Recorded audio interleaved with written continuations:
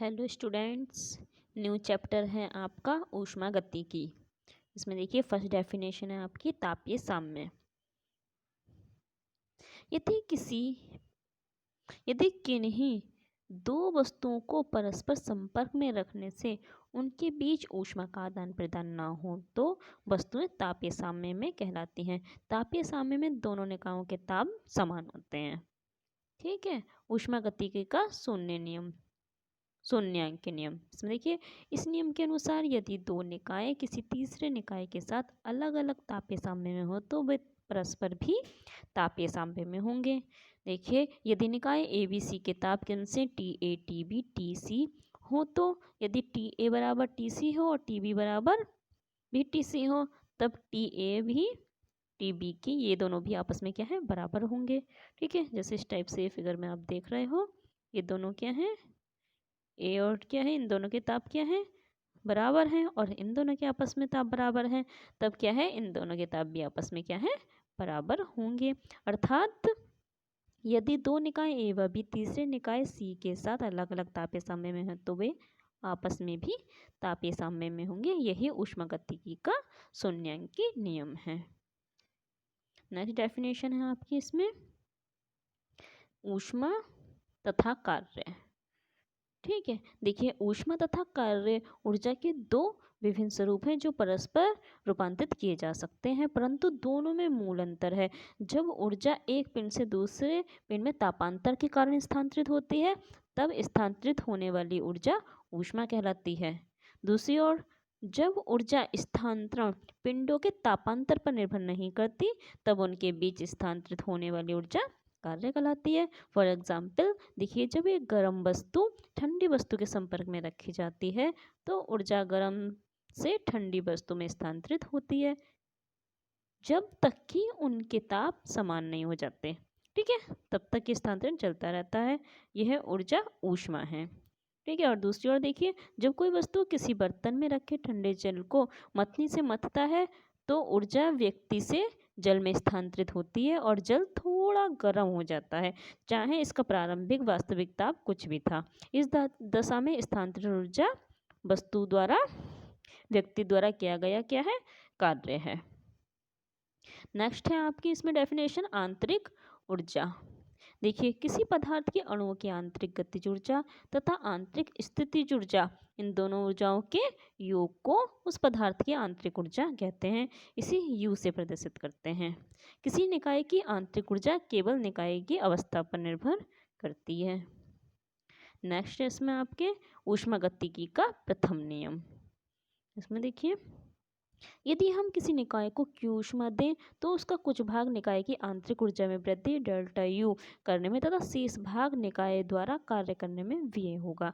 अर्थात Q is equal to क्या, delta U plus W. एक तो आंतरिक ऊर्जा और क्या है, शेष भाग निकाय द्वारा कार्य करने में भी हो जाएगा। ठीक है, यहाँ से अगर हम डेल्टा यू की वैल्यू निकालें तो ये हो जाएगी क्यू माइनस डब्लू। यदि निकाय की दो अवस्थाएं ए तथा बी में आंतरिक ऊर्जा यू ए यू बी हो तब आंतरिक ऊर्जा में परिवर्तन कितना होगा, डेल्टा यू बराबर you we minus U A होगा। यदि इसी प्रक्रम में निकाय का अनंत सूक्ष्म ऊर्जा डेल्टा क्यू दी जाए तथा निकाय द्वारा अनंत सूक्ष्म कार्य डेल्टा डब्लू किया जाए तो निकाय की आंतरिक ऊर्जा में परिवर्तन भी अनंत सूक्ष्म डेल्टा यू होगा। तब डेल्टा यू क्या है, delta Q minus delta W हो जाएगा।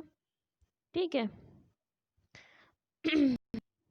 ये क्या है, ये ऊष्मागतिकी के प्रथम निकाय का गणितीय रूप है तथा ये बताता है कि ऊष्मागतिकी का प्रथम नियम ऊर्जा संरक्षण के नियम का ही एक रूप है। ओके, नेक्स्ट इसमें ऊष्मागतिकी के प्रथम नियम के अनुप्रयोग में देखिए, फर्स्ट इसमें आपका चक्रीय प्रक्रम। ठीक है, जब कोई निकाय विभिन्न अवस्थाओं से गुजरता हुआ पुनः अपनी प्रारंभिक अवस्था में लौट आता है तो इस प्रक्रम को कैसे प्रक्रम कहेंगे, चक्रीय प्रक्रम कहते हैं। इस प्रक्रम में निकाय की आंतरिक ऊर्जा में कोई परिवर्तन नहीं होता अर्थात डेल्टा यू बराबर 0 रहता है, क्योंकि जहाँ से शुरू होता है वहीं पर खत्म होकर वहीं पर लौट आता है। तो क्या होगा, इसकी डेल्टा यू की वैल्यू 0 होगी। अतः ऊष्मागतिकी के प्रथम नियम डेल्टा यू बराबर क्यू माइनस डब्लू के अनुसार डेल्टा यू की वैल्यू क्या है, यहाँ 0 हो गई है तो क्यू बराबर क्या हो जाएगा, डब्लू हो जाएगा। अतः किसी चक्रीय प्रक्रम में किसी निकाय को दी गई ऊष्मा निकाय द्वारा किए गए नेट कार्य के बराबर होती है। ठीक है, नेक्स्ट है इसमें आपका समदाबी प्रक्रम। ठीक है, यदि किसी निकाय में होने वाले किसी प्रक्रम के दौरान दाब स्थिर रहे तो ऐसे प्रक्रम को समदाबी प्रक्रम कहेंगे। ठीक है, इसमें क्या है, दाब स्थिर रहे। उदाहरण के लिए भाप इंजन के वायल में जल का गर्म होना, द्रव का वाष्पन में बदलना, भाप का बनना तथा भाप का अतितप्त होना तथा जल का जमना इत्यादि, ये सब समदाबी प्रक्रम होते हैं। नेक्स्ट इसमें आपका सम आयतनिक प्रक्रम। ठीक है, यदि किसी निकाय में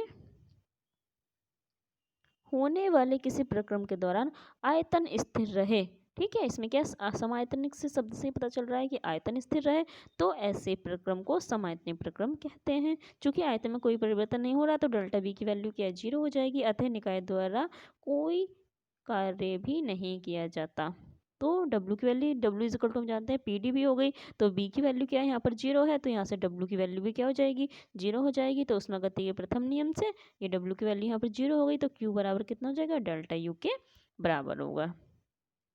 ठीक है, इस प्रकार ऐसे प्रक्रम में निकाय को दी गई समस्त ऊष्मा निकाय की आंतरिक ऊर्जा में वृद्धि करने में व्यय हो जाती है। गैसों में होने वाले विस्फोट इस श्रेणी में आते हैं। ठीक है, नेक्स्ट है इसमें आपका समतापी प्रक्रम। समतापीय प्रक्रम, यदि किसी निकाय में होने वाले किसी प्रक्रम के दौरान ताप स्थिर रहे तो ऐसे प्रक्रम को समतापी प्रक्रम कहते हैं। इस प्रक्रम में क्यू, डब्ल्यू तथा डेल्टा यू तीनों में से कोई भी शून्य नहीं होता, परंतु एक आदर्श गैस की आंतरिक ऊर्जा केवल इसके ताप पर निर्भर करती है। अतः यदि किसी आदर्श गैस में समतापी प्रक्रम हो तो आदर्श गैस की आंतरिक ऊर्जा में कोई परिवर्तन नहीं होता, इसलिए डेल्टा यू की वैल्यू क्या है, 0 हो जाएगी। ठीक है, ये सिर्फ आदर्श गैस के लिए है। ऊष्मागतिकी के प्रथम नियम से देखें, डेल्टा यू बराबर क्यू माइनस डब्ल्यू के अनुसार। ठीक है, यहाँ पर क्या है, डेल्टा यू की वैल्यू 0 हो गई, 0 रख दी तो क्यू बराबर हो गया यहाँ पर डब्ल्यू। ठीक है, अतः एक आदर्श गैस के समतापी प्रक्रम में गैस द्वारा ली गई समस्त ऊष्मा गैस द्वारा कार्य करने में व्यय होती है। Okay students.